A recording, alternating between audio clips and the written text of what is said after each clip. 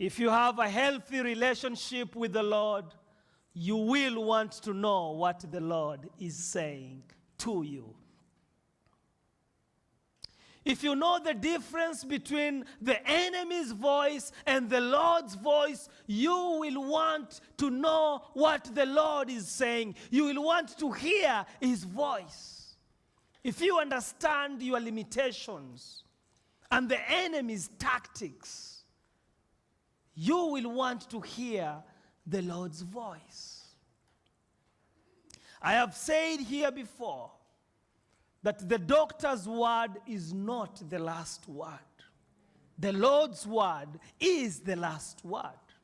And we have so many testimonies of people where the doctors told them something and God had a different plan for them. As a Christian, every message that you hear, every word that you hear, listen to it, but take a pause and ask yourself, what is the Lord saying? I know what the enemy is saying. I know he wants me to be afraid. I know he wants me to be intimidated. I know he wants me to be depressed and be distressed. I know what the enemy is saying. I know what the doctor is saying. I have listened to him. I have seen him. But I want to know what the Lord is saying, because his word brings assurance. That should be our attitude.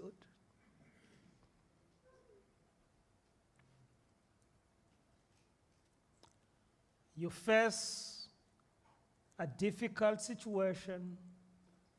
You try to analyze it. You try to interpret what's going on.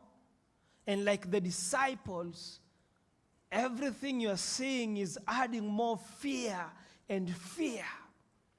When you focus on what you are facing, even God can be threatening to you.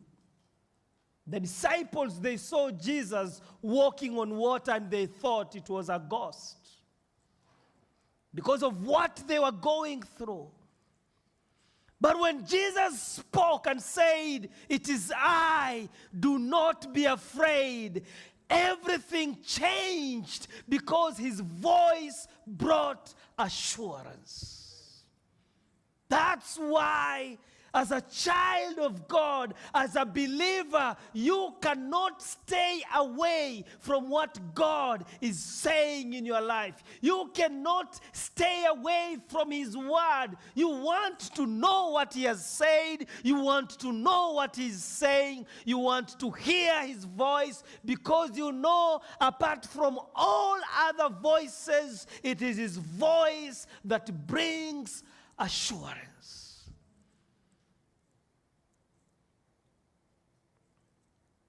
I wish that when Christians are going through a difficult moment, whether it's a relationship conflict or a financial problem or a health issue, I wish Christians would just take a pause and ask, what is God saying here?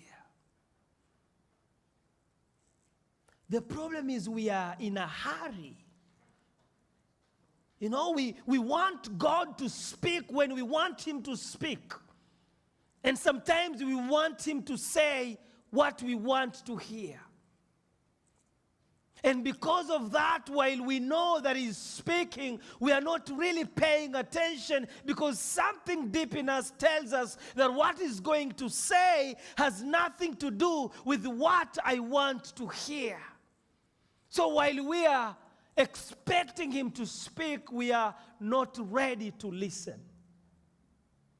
But you, man of God, you, woman of God, a child of God, when you understand that this God loves you, you will want to hear what he's saying. And your question and mine should be, What is God saying?